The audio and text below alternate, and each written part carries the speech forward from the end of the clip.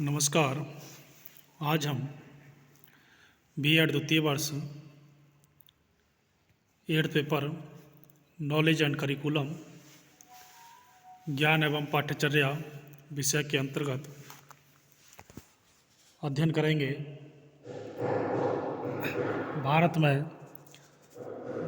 धर्मनिरपेक्षता, secularism in India और भारतीय संविधान में धर्मनिरपेक्षता संबंधी प्रावधान, provisions in the Indian constitution for secularism. Bharat की सभ्यता और संस्कृति इतनी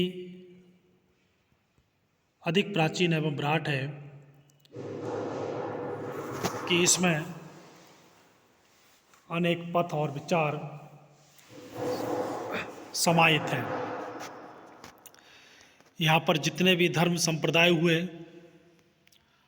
उन्होंने समय समय पर सुधारवादी मार्ग अपनाया। 14वीं और 15वीं शताब्दी में एक बार पुनः भारतीय जनमानस ने धर्म के विभिन्न सुधारवादी आंदोलन चलाए। भारत में हिंदू मुस्लिम एकता का स्पष्ट प्रभाव सन 1857 में स्पष्ट रूप से देखने को मिला है। अनेक धार्मिक आंदोलनों के प्रेरणाताओं ने, जैसे हजरत ख्वाजा मोइनुद्दीन चिश्ती, ख्वाजा निजामुद्दीन औलिया आदि प्रमुख थे। भक्ति आंदोलन में रामानुज, रामानंद, कबीर, नामदेव, गुरु नानक, चैतन्य महाप्रभु, मीराबाई और बल्लभाचार्य आदि प्रमुख थे। राष्ट्रीय शिक्षा की कल्पना धर्मनिरपेक्ष शिक्षा के रूप में की गई। लोकमान्य की धर्म और धर्मनिरपेक्षता संबंधी विचारधारा को उनकी पुस्तक गीता रहस्य द्वारा जाना जा सकता है। यह पुस्तक भगवत गीता की टीका है। इसकी रचना उन्होंने जेल जीवन में की थी। महात्मा गांधी भी धर्मनिरपेक्षता के पक्षधर थे। उन्होंने राम राज्य की कल्पना मात्र हिंदू संप्रदाय के लिए नहीं की। इससे उनका तात्पर्य है ईश्वरीय राज्य अथवा गॉड के राज्य से था, जो सभी धर्मों के लिए एक समान हो। डॉक्टर अंबेडकर ने धर्मनिरपेक्षता के विषय में अपने विचार व्यक्त करते हुए कहा, धर्मनिरपेक्ष राज्य का यह मतलब नहीं है कि हम लोगों की धार्मिक भावनाओं का ध्यान नहीं रखेंगे। धर्मनिरपेक्ष राज्य का तात्पर्य मात्र यही है कि संसद लोगों पर किसी भी विशेष धर्म को थोपने के लिए सक्षम नहीं होगी। संविधान में केवल यही अंकुश स्वीकार किया गया है। अब हम जानते हैं कि भारतीय संविधान में धर्मनिरपेक्षता संबंधी प्रावधान, provisions in the Indian constitution for secularism, भारतीय संविधान में निम्नलिखित संबंधी धर्मनिरपेक्षता प्रावधान हैं, जिसमें सबसे पहले आता है संविधान की प्रस्तावना। संविधान में सन 1976 में 42वें संशोधन के अंतर्गत धर्मनिरपेक्ष शब्द को जोड़ दिया गया। भारत के संविधान में यह शब्द पहले से विद्यमान पंथ निरपेक्षता की भावना को और प्रबल बनाने के लिए जोड़ा गया था। सर्वोच्च न्यायालय ने मुंबई वाले प्रकरण में राजस्थान, हिमाचल प्रदेश, मध्य प्रदेश में 3 भाजपा सरकारों की बर्खास्तगी को उचित ठहराते हुए पंथ निरपेक्षवाद को संविधान का बुनियादी तत्व माना था। धारा 14 आर्टिकल 14 विधि के समय समानता का अधिकार, right to equality before law. धारा 14 के अंतर्गत भारतीय संविधान इंडियन कॉन्स्टिट्यूशन के अंतर्गत विभिन्न धर्मों के सभी लोगों को एक समान माना जाएगा। इसकी व्याख्या करते हुए कहा गया है कि राज्य द्वारा भारत के राज्य क्षेत्र में किसी व्यक्ति को विधि के समक्ष समता से या विधियों के समान संरक्षण से वंचित नहीं रखा जाएगा। धारा 15 आर्टिकल 15 धर्म, मूलवंश, जाति, लिंग या जन्म स्थान के आधार पर कोई विभेद नहीं। Prohibition of discrimination on grounds of religions, race, caste और प्लेस ऑफ वर्थ। धारा 15 के अनुसार भारत का कोई भी राज्य भारत के नागरिक के विरुद्ध केवल धर्म आदि के आधार पर कोई विभेद नहीं करेगा। धारा 15(2) व 15(3) आर्टिकल 15(2) एंड 3 के अनुसार सार्वजनिक स्थानों पर आने जाने की समानता का अधिकार। भारतीय संविधान की धारा 15(2) के अंतर्गत सभी व्यक्तियों को बिना किसी भेदभाव के व्यवसायों, सार्वजनिक भोजनालयों, होटलों और सार्वजनिक मनोरंजन के स्थानों में प्रवेश का अधिकार है।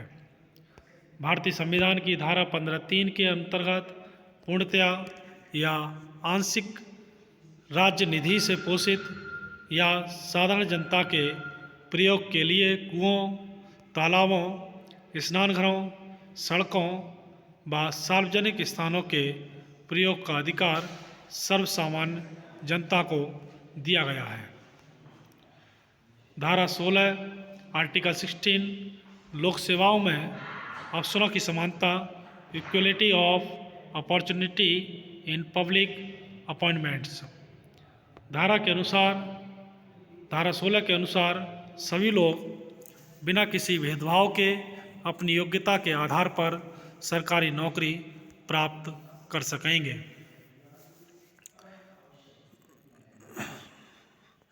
धारा 17 आर्टिकल 17 अस्पृश्यता का अंत। धारा 17 के अनुसार अस्पृश्यता का अंत किया जाएगा। इसका किसी भी रूप में आचरण निषिद्ध किया गया है। इसके आचरण पर रोक लगाई गई। इसके आचरण या ऐसा व्यवहार करने पर दंड का प्रावधान किया गया है।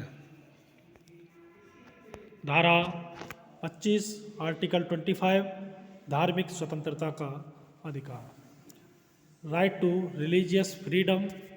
धारा 25 के अंतर्गत प्रत्येक व्यक्ति को धर्म की स्वतंत्रता है। वह किसी भी धर्म में विश्वास रख सकता है। इसकी सहायता में, इसकी व्याख्या में कहा जा गया है कि कानून द्वारा राज्य, सार्वजनिक शांति व्यवस्था और नैतिकता को स्वतंत्रता का उल्लंघन नहीं होगा। ध्यान में रखते हुए व्यक्ति की स्वतंत्रता पर प्रतिबंध लगा सकता है, किंतु ऐसे प्रतिबंध से धार्मिक स्वतंत्रता का उल्लंघन नहीं होता। धारा 26 आर्टिकल 26 धार्मिक संस्थाएं स्थापित करने का अधिकार, right to establish religious institution. इस अधिनियम के अंतर्गत धार्मिक संस्थाएं की स्थापना करना और उनका प्रबंध करना, अपने धर्म से संबंधित कार्यों को करना, धार्मिक कार्यों के लिए चल और अचल संपत्ति प्राप्त करने के अधिकार आदि दिए गए हैं। धारा 27 आर्टिकल 27 धर्म के नाम पर कर लगाने पर प्रतिबंध, no taxation in the name of religion. इस धारा के अंतर्गत भारत का किसी भी राज्य द्वारा किसी भी नागरिक को किसी भी प्रकार का कर देने के लिए बाध्य नहीं किया जा सकता। अन्य प्रावधान, अदर प्रोविजंस, धर्मनिरपेक्षता से संबंधित अन्य प्रावधान निम्न प्रकार हैं। धारा 29 के अनुसार किसी शैक्षिक संस्था में प्रवेश देने के लिए योग्यता के बिना धर्म के आधार पर कोई भी नियम नहीं बनाया जा सकता है। धारा 30(1) के अनुसार धार्मिक अल्पसंख्यक वर्ग को शैक्षिक संस्थाएं स्थापित करने और प्रबंध करने का अधिकार है। धारा 30(2) के अनुसार इसमें ये व्याख्या की गई है कि राज्य को शैक्षिक संस्थाओं को अनुदान देते समय किसी भी तरीके का धर्म संबंधित या धर्म के आधार पर भेदभाव ना किया जाए। चुनाव के लिए कोई भी व्यक्ति धर्म के आधार पर चुनाव की मतदाता सूची में नामांकन से वंचित नहीं किया जाना चाहिए।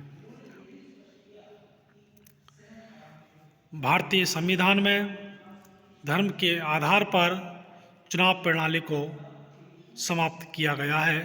राज्य का अपना कोई धर्म नहीं है। तो इस प्रकार से आज हमने जाना भारत में धर्म निरपेक्षता, सेकुलरिज्म इन इंडिया, और वहीं पर हमने जाना भारतीय संविधान में धर्म निरपेक्षता संबंधी प्रावधान, provisions in the Indian constitution for secularism. धन्यवाद।